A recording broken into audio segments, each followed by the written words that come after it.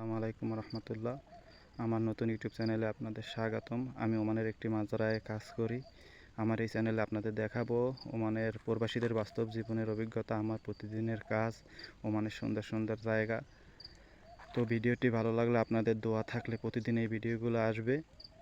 আপনারা ভালো লাগলে লাইক, কমেন্ট ও সাবস্ক্রাইব করে দিন। তো চলুন ভিডিওটি শুরু করি।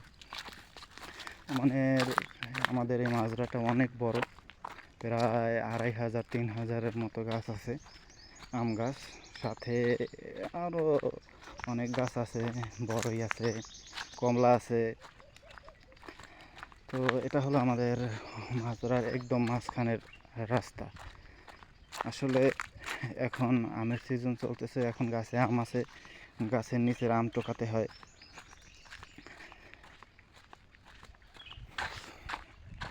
তো কোন দিকে যাব? আগে এদিক দিয়েই শুরু করি।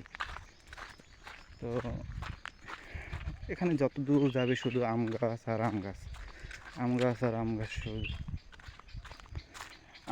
আম গাছের মাজরায় হয় কি, আম গাছের মাজরার ভিতরে থাকলে মনে হয় না যে এটা বিদেশে আছি, কারণ এখানে পুরো বাংলাদেশের মতো জঙ্গল, কিন্তু দেয়ালের বাইরে গেলেই দেখবেন কিছুই নেই, একদম সব কিছু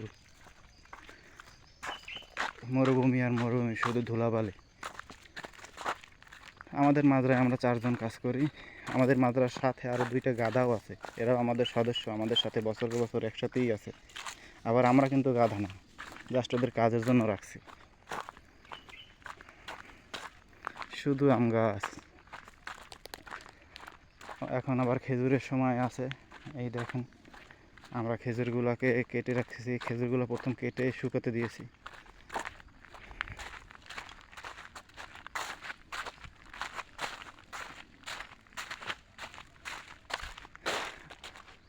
আম গাছে প্রচুর আম আছে, এখনও আরও 1-1.5 মাস আম থাকবে।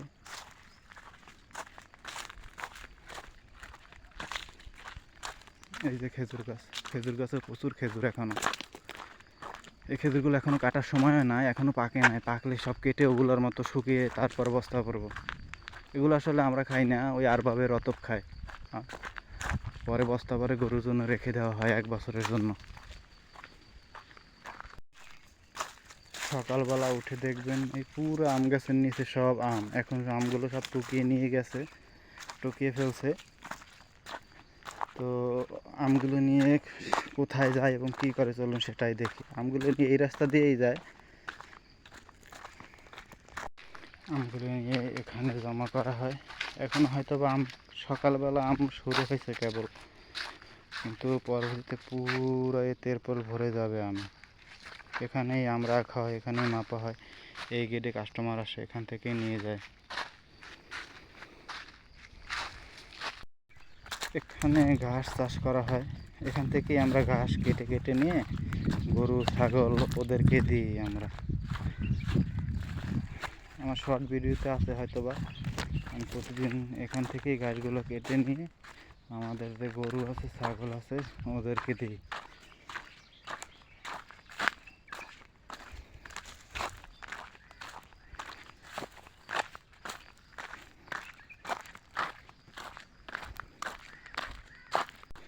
আমাদের মাজরার ভিতরে আরবাবের একটি বাসাও আছে, ঘরই আছে বলতে পারেন। এখানে আরবাবেরা মাসে মাসে তাদের ফ্যামিলি নিয়ে আসে আনন্দ করতে। সুইমিং পুল আছে গোসল করার জন্য। তো চলুন বাসাটা একটু ঘুরে দেখায় আসি।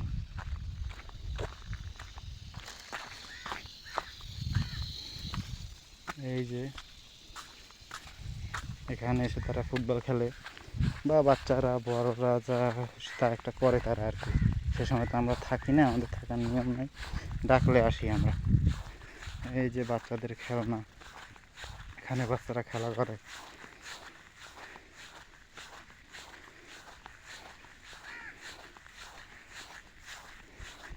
সুইমিং পুল, এখানে গোসল করে তারা মাঝে মাঝে।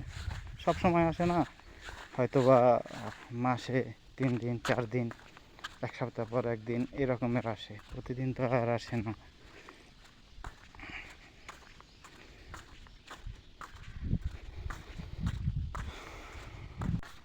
এগুলো হলো তাদের বসার ঘর, এখানে বসেই তারা আড্ডা দেয় এক রুমে। এই রুমে সাধারণত মহিলারা থাকে, আর এই রুমটা বড়, তো এই রুমে পুরুষেরা বসে। এদেশে একসাথে বসে না, আলাদা আলাদা সবার জন্য মেজলিস বা মজলিস বলে, মেজলিস বলে। এখানে হাত ধোয়ার ব্যবস্থা।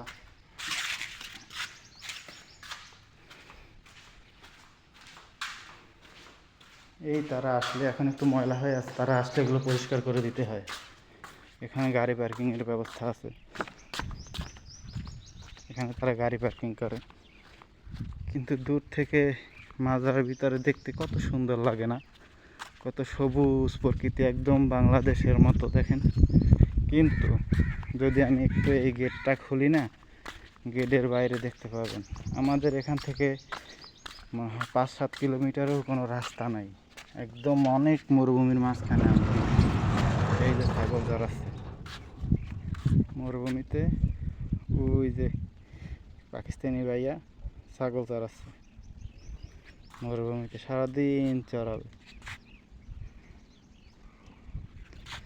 তো ভিডিওটি ভালো লাগলে, প্রথম হয়ে করেছি জানি না, ভিডিওটি ভালো লাগলে লাইক অ্যান্ড সাবস্ক্রাইব করে দিন।